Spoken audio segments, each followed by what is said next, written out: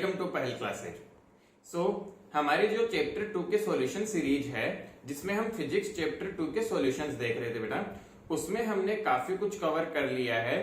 20 questions हम discuss कर चुके हैं combining with the additional exercise. तो साथ ही साथ हम नॉर्मल क्वेश्चन के साथ एडिशनल एक्सरसाइज भी बहुत डिटेल में डिस्कस कर रहे हैं ताकि आपको किसी भी तरह का कोई डाउट न रहे और हमेशा आप बहुत अच्छे मार्क्स स्कोर कर पाए सब कुछ करके। ठीक है, सो आइए शुरुआत करते हैं हमारे क्वेश्चन नंबर 2.21 से, जो कि 21 क्वेश्चन नंबर है। What is the question?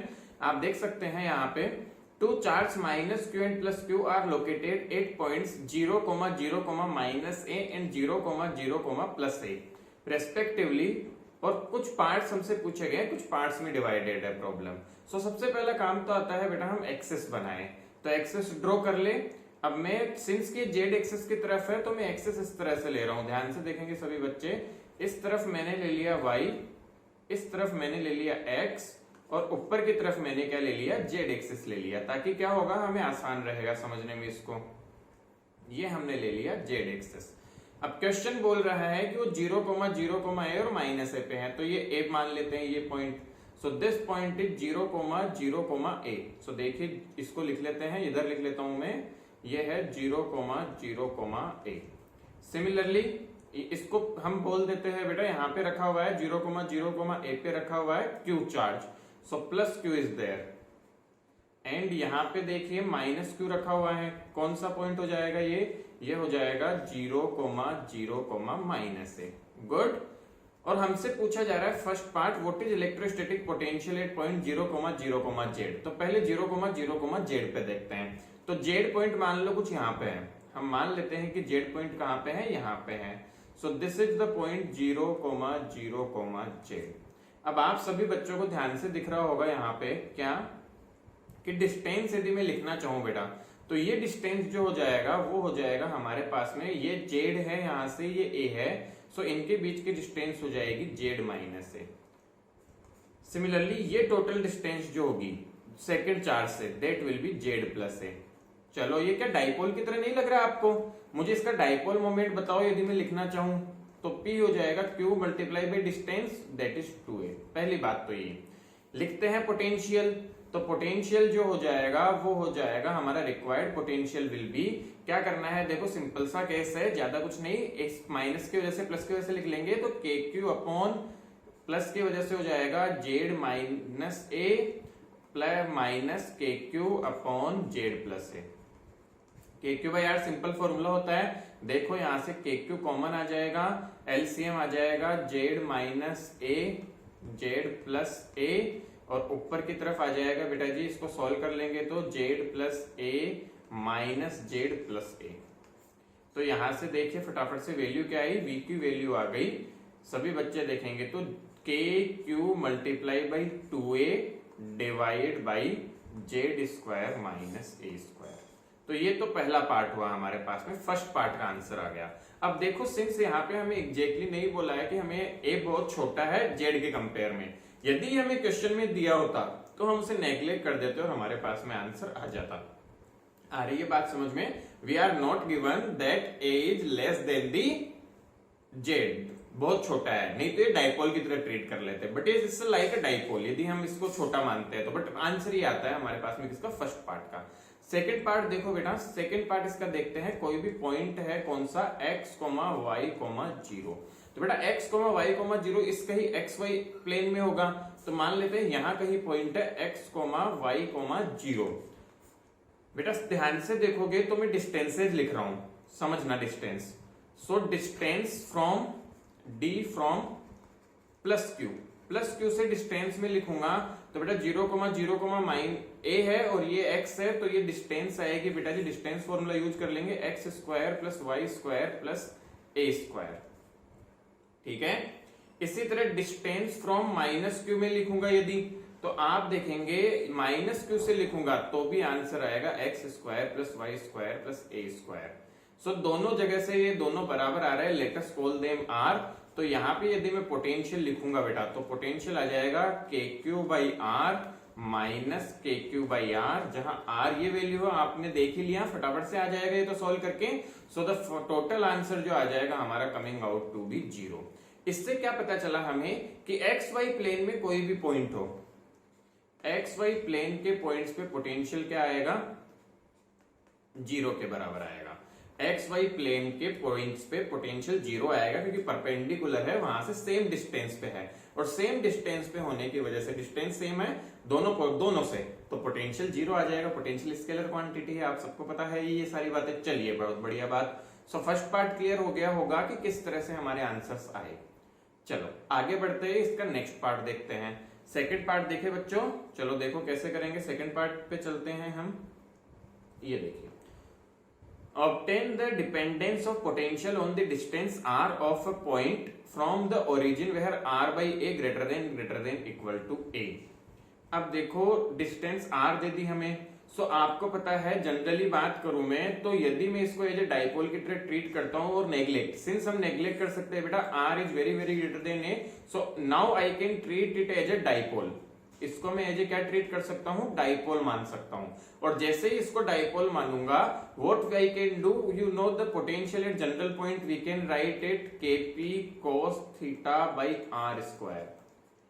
कैसे समझो बेटा, this situation is given, hence system can be treated as dipole. आपको ये मेंशन करना होगा, system can be treated as dipole. और सिस्टम को यदि डाइपोल की तरह ट्रीट कर सकता हूं तो हमारा डायरेक्ट फॉर्मूला हमें पता है, और obtain the dependence of potential, तो पोटेंशियल की डिपेंडेंस आ गई 1/r स्क्वायर। r पे ग्राफ वगैरह बनाना हो तो r बढ़ने के साथ साथ पोटेंशियल भी घटता चला जाएगा। आई होप आपको कंसेप्चुअल क्लियरिटी होनी चाहिए, बिल्कुल समझ में आना चाहिए। आई बात सबको समझ में? क्यों किया मैंने ऐसा, क्योंकि ये सिचुएशन दी हुई थी किसी r पॉइंट पे, और इसलिए हमने डायरेक्ट फॉर्मूला यूज कर लिया। यदि आपको ये फॉर्मूला कैसे आया नहीं पता तो बेटा electric potential due to dipole वाला अपना वीडियो है, वो आप जरूर जाके चेक करें, जरूर जाके देख ले, उससे आपको बिल्कुल क्लियरिटी हो जाएगी, सारे कंसेप्ट क्लियर हो जाएंगे हमारे। ठीक है, चलिए बहुत अच्छी बात, आगे बढ़ाए कहानी को। चलो जी, इसका नेक्स्ट पार्ट और बचता है, थर्ड पार्ट। देखो क्या है वो, how much work is done in moving a small test charge from point 5,0,0 to -7,0,0 along the x axis. अब बेटा ध्यान दो, हम पहले ही प्रूफ कर चुके क्या, any point in x y plane, in x y plane, x y plane में कोई भी पॉइंट लो, ये तो एक्स एक्सिस के अलोंग ही है, पोटेंशियल क्या होगा, सिस्टम की वजह से 0 होगा। तो क्या मैं लिख सकता हूं V at 5,0,0 equal to 0, similarly V at -7,0,0 is also 0, और डेल्टा भी निकालू सो दैट इज ऑल्सो 0। तो बताओ मैं यहां से यहां तक लेके जाऊंगा तो क्या वर्क डन चेंज होगा? नहीं होगा, कुछ भी वर्क नहीं होगा। तो वर्क डन का आंसर आएगा हमारे पास में 0 के बराबर। आई होप आपको कंसेप्ट समझ में आया कि वर्क 0 कैसे आया, क्योंकि डेल्टा भी 0 है। अब ध्यान से देखो क्या समझना है। सेकंड पार्ट है, does the answer change if the path of test charge between the same points is not along x axis? No. क्यों? सिंस इलेक्ट्रिक फोर्स जो है वो कैसा होता है जी, कंजर्वेटिव होता है। ये सारी बातें बहुत अच्छे से डिस्कस की हुई है। This implies work is independent of path, W is independent of path.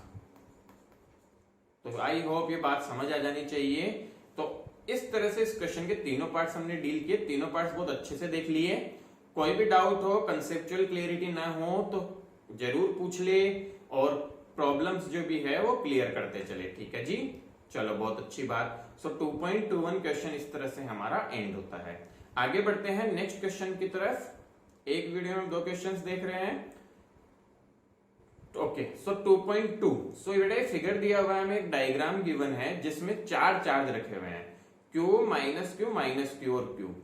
ठीक है, इसको हम बोलते हैं बेटा क्वाड्रपोल। ठीक है, दो वाले को डाइपोल, 1 होता है तो उसे मोनोपोल बोल सकते हैं। इसी तरह 4 जब एक साथ हो गए तो इसे बोला जा रहा है बेटा जी quadrupole. Obtain the dependence of potential on R, वही R बहुत ज्यादा है, यहां से R दिया हुआ है सेंटर से, इस पॉइंट को हम कुछ सेंटर बोल देते हैं, तो बेटा डिस्टेंसेज लिखते हैं। इससे कितने डिस्टेंस हो गया आप ये बताओ मुझे। क्या मैं लिख सकता हूं R माइनस है? सिमिलरली इस वाले से कितनी डिस्टेंस होगी, r प्लस ए।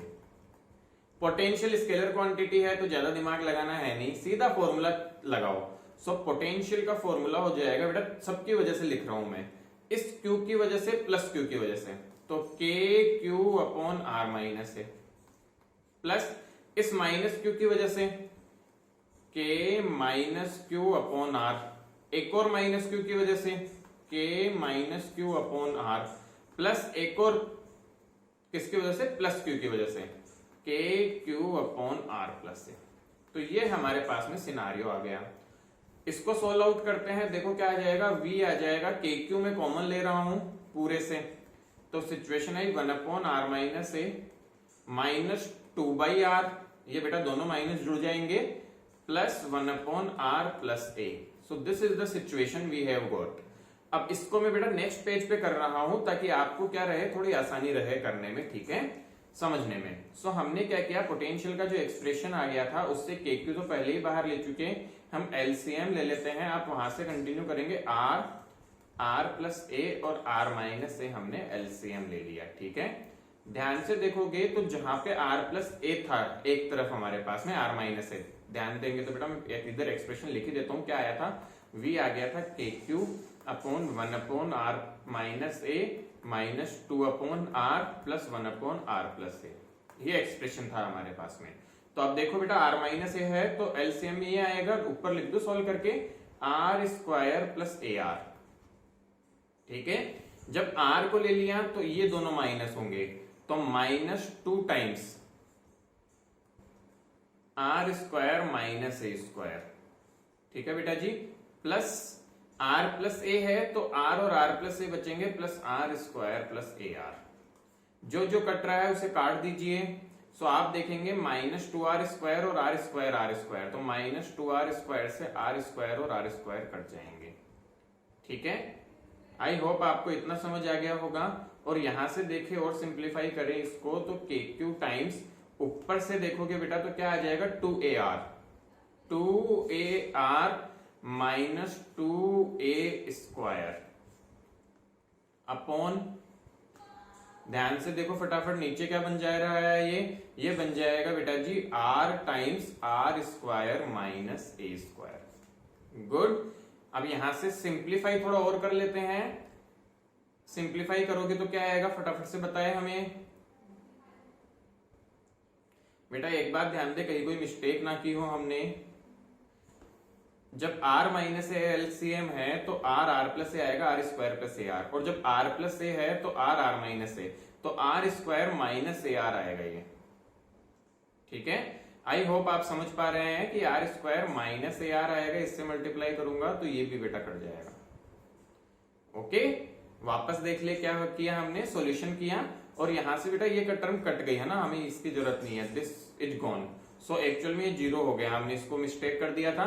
तो देखो क्या और सिंप्लीफिकेशन आ रहा है, के क्यूब 2 टाइम्स ए स्क्वायर अपॉन, यहां से देखो इसको सॉल्व कर लेंगे हम। तो अब देखिए बेटा, हमें क्वेश्चन में दिया हुआ है A is very very less than R, तो हम आर के रेस्पेक्ट में ए को नेग्लेक्ट कर सकते हैं, तो यहाँ पे आता है बेटा जी आर क्यूब बच जाएगा, ठीक है।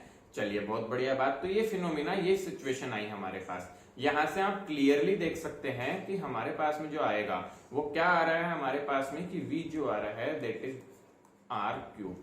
तो प्रोपोर्शनलिटी किसकी आ गई हमारे पास में, आर क्यूब की। देखो दो डाइपोल था तो आर स्क्वायर आता था, सिंगल के लिए आर आता है, और 4 ले लिए तो कितना आ गया, आर क्यूब का प्रोपोर्शनल आ गया। आई होप आपको समझ में आया होगा। बस कुछ कंसेप्चुअल या कोई कैलकुलेशन मिस्टेक नहीं करेंगे हम, तो पक्का क्लियरली आंसर आ जाएगा हमारा, ठीक है। सो ये हमारा पार्ट होता है इसका भी डन। सो इस तरह से हमने 2 क्वेश्चंस देखे इस वीडियो में। नेक्स्ट वीडियो में हम 2 मोर क्वेश्चंस देखेंगे, और उसके बाद फिर हम हमारी कहानी को आगे बढ़ाएंगे। करंट इलेक्ट्रिसिटी ऑलरेडी रनिंग है, तो आप वो जरूर देखिए और अपना फीडबैक जरूर प्रोवाइड करें। थैंक्स।